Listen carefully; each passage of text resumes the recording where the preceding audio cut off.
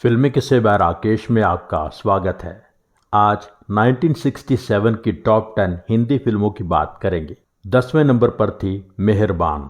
सुनील दत्त, नूतन, Ashok Kumar, Mahmood, Sasikala, Sulochana, Bharti. Story Ashapurna देवी के 1953 के Bengali novel जोग वियोग पर आधारित थी। Screenplay A Bhim Singh, J Sitaraman, dialogue writer और गीतकार Rajendra Krishan, dialogue instructor Umakant Sharma, music Ravi, निर्माता ए.वी. मयप्पन, निर्देशक ए भीम सिंह। इसी कहानी पर ए भीम सिंह ने 1960 में तमिल फिल्म बनाई थी। 1965 की खानदान की सफलता के बाद ए भीम सिंह ने फिर से सुनील दत्त और नूतन को मेन लीड पेयर लेकर ये फिल्म बनाई। सब कलाकारों का काम बहुत अच्छा था, गाने ठीक थे। मेरा गधा गधों का लीडर मोहम्मद रफ़ी ने गाया, पर्दे पर महमूद। आएगा आएगा एक छैल छबीला आएगा, मोहम्मद रफ़ी ने गाया। एक राजा की सुन लो कहानी, मोहम्मद रफ़ी और लता मंगेशकर ने गाया। ए मेरे दोस्त ए मेरे हमदम, रफ़ी साहब ने गाया। सारी दुनिया में देखे हैं दो अनपढ़ नादान, लता जी ने गाया। आशा जी का गाया बहुत ही अच्छा गाना है, सावन की रात कारी कारी। राग मालकौंस पर आधारित है। ये शायद फिल्म में नहीं था।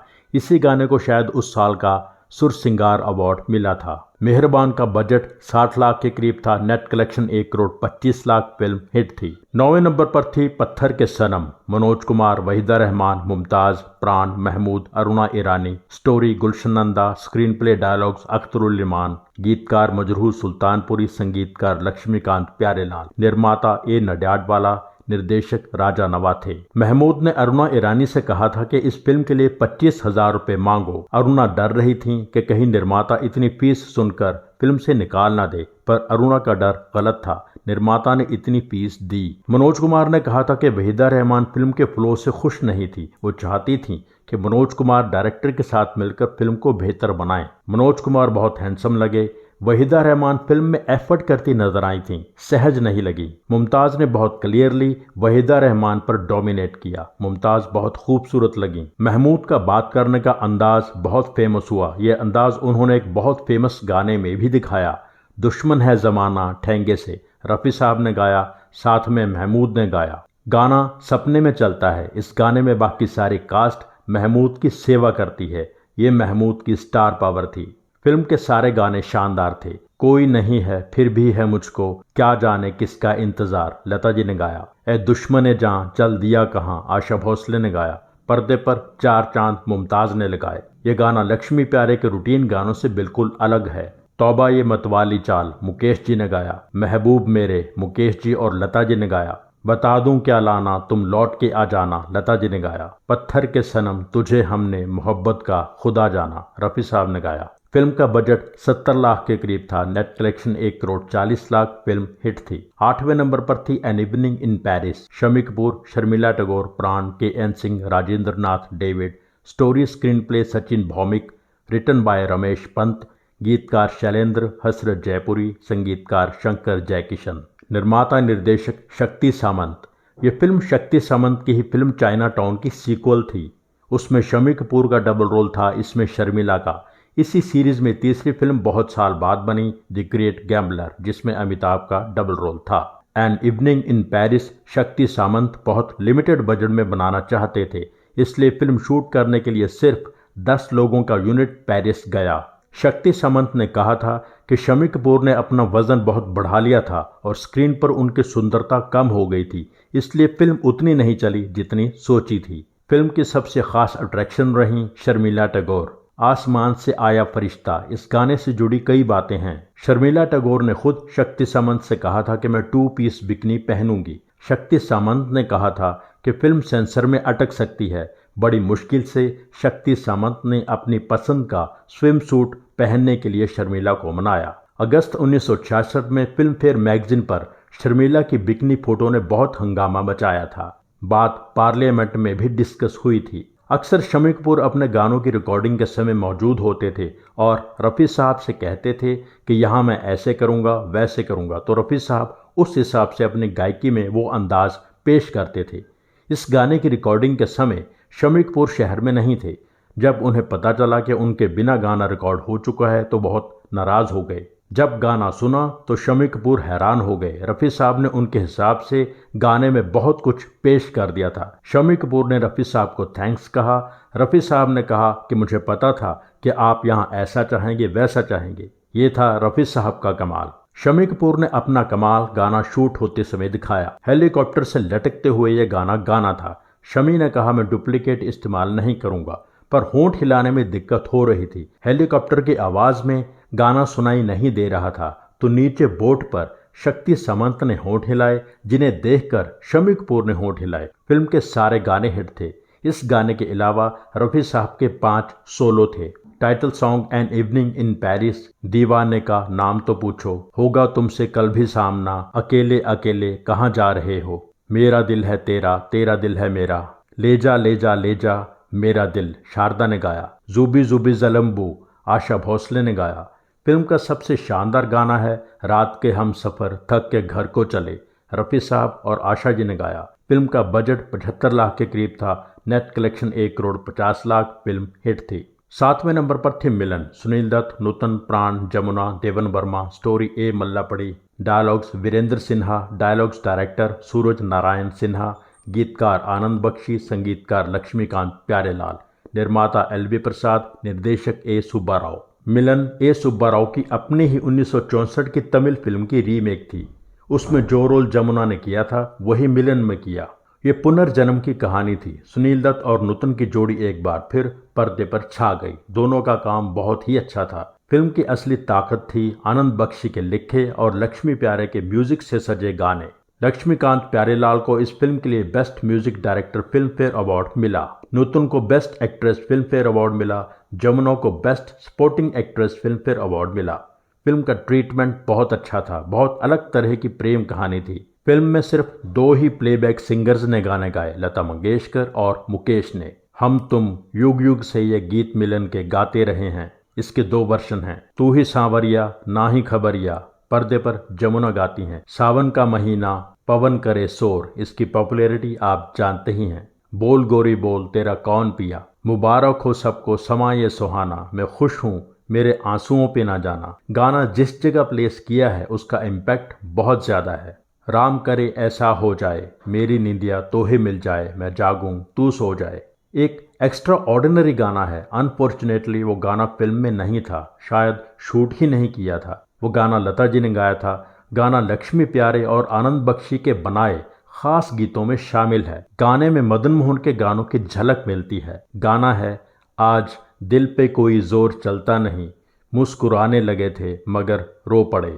फिल्म का बजट 80 लाख के करीब था। Net collection 1 crore 60 lakh. Film hit थी। 6ठे नंबर पर थी ज्यूल थीफ। इसके बारे में डिटेल में एपिसोड बना हुआ है। जो लोग नहीं देख पाए हैं आई बटन में लिंक क्लिक करके देख सकते हैं। फिल्म का बजट 85 लाख के करीब था। Net collection 1 crore 75 lakh. Film hit थी। 5वें नंबर पर थी Shagird, Joy Mukherjee, Saira Banu, Urvashi Dutta, Madanpuri, I S. Johar. Story screenplay Subodh Mukherjee. Dialogues Vishwamitter Adil, Gulzar. Scenario Nirmal Dey. गीतकार मजरूह सुल्तानपुरी। संगीतकार लक्ष्मीकांत प्यारेलाल। निर्देशक समीर गांगुली। निर्माता सुबोध मुखर्जी।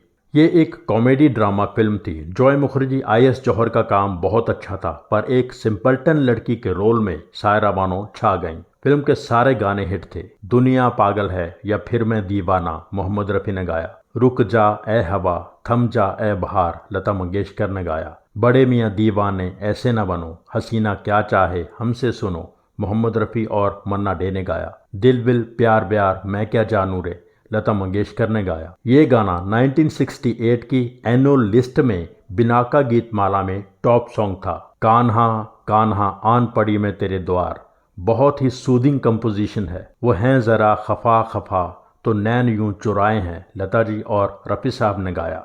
फिल्म का बजट 90 लाख के करीब था।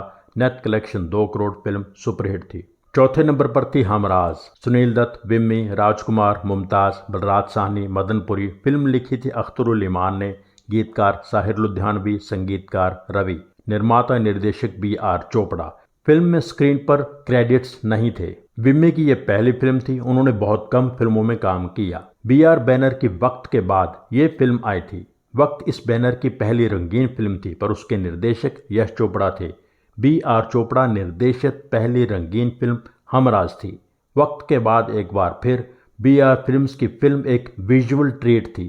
शानदार सेट्स, कॉस्ट्यूम्स, आउटडोर में फिल्माए गानों में शानदार विजुअल्स। 2 गाने आउटडोर थे, बाकी गाने इंडोर थे। फिल्म की सबसे खास बात थी इसका ट्रीटमेंट, प्रेजेंटेशन। एक इमोशनल स्टोरी को सस्पेंस फिल्म के रूप में पेश करके बी आर चोपड़ा ने दर्शक को फिल्म से बांध दिया।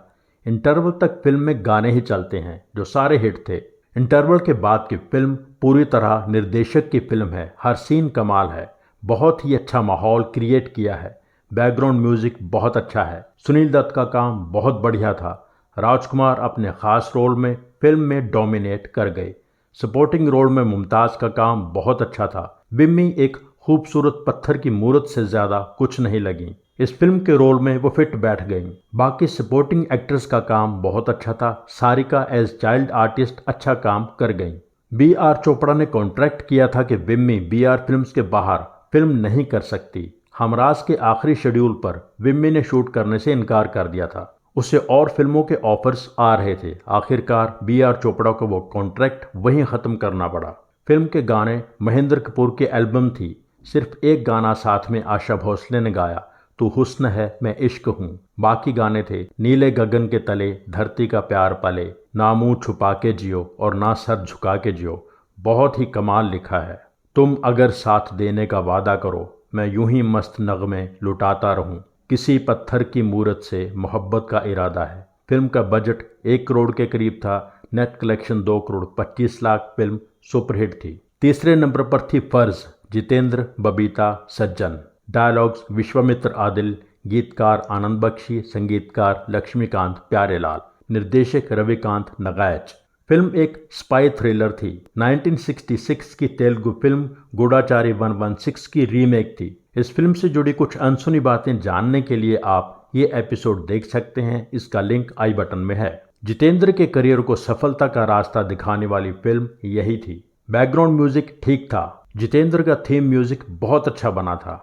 फिल्म के हिट गाने थे मस्त बहारों का मैं आशिक, मोहम्मद रफ़ी ने गाया। जितेंद्र का साथ पर्दे पर अरुणा ईरानी ने दिया। तुमसे ओ हसीना कभी मोहब्बत ना मैंने करनी थी, मोहम्मद रफ़ी और सुमन कल्याणपुर ने गाया।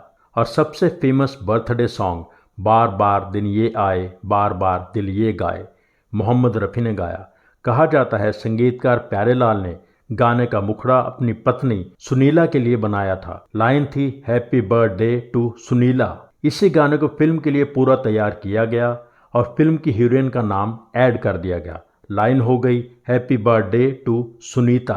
हम तो तेरे आशिक हैं सदियों पुराने, चाहे तू माने चाहे न माने, मुकेश और लता मंगेशकर ने गाया। फिल्म का बजट 1 करोड़ 10 लाख के करीब था। Net collection 2 crore 50 lakh. Film superhit थी। दूसरे नंबर पर थी राम और Shyam. Dilip Kumar, Waheeda Rehman, Mumtaz, Pran. Story screenplay D V Narasaraju. Dialogues Kaushal Bharati, गीतकार शकील बदायूनी, संगीतकार नौशाद, निर्माता बी नागी रेड्डी, चक्रपाणी, निर्देशक चाणक्य। इसी फिल्म में पहली बार दिलीप कुमार ने डबल रोल किया। राम और श्याम निर्देशक चाणक्य की 1964 की तेलुगु फिल्म की रीमेक थी, जो 1941 की फिल्म द कॉर्सिकन ब्रदर्स से इंस्पायर्ड थी। ये भी कहा जाता है कि हो सकता है ये फिल्म मार्क ट्वेन के 1881 के novel The Prince and the Pauper से इंस्पायर्ड हो, जिस पर बाद में राजा और रंक बनी थी। खैर, राम और श्याम जुड़वा बच्चों की कहानी पर बनी पहली बड़ी हिट फिल्म थी। इसके बाद तो राम और श्याम से इंस्पायर होकर कितनी फिल्में बनी हैं वो आप सब जानते हैं। कहा जाता है पहले वैजयंती माला फिल्म में काम कर रही थी। कुछ दिन की शूटिंग भी हुई। निर्माता ने कहा वैजयंती माला का बिहेवियर प्रोफेशनल नहीं था, इसलिए उन्होंने निकाल दिया।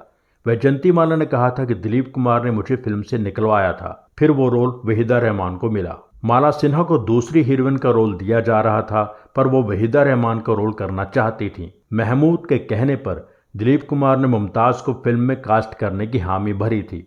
मुमताज़ के लिए ये बहुत बड़ा मौका था। ये इत्तेफाक की बात है कि 1967 में 2 फिल्मों में मुमताज़ और वहीदा रहमान साथ थीं, पत्थर के सनम, राम और श्याम। दिलीप कुमार को हिट फिल्म की बहुत सख्त ज़रूरत थी। उनकी आखिरी हिट 1961 में आई थी, गंगा जमुना। 1964 की लीडर और 1966 की दिल दिया दर्द लिया नहीं चली थी। दिलीप कुमार ने अपने नए अंदाज को पर्दे पर पेश करके दर्शकों का दिल फिर से जीत लिया।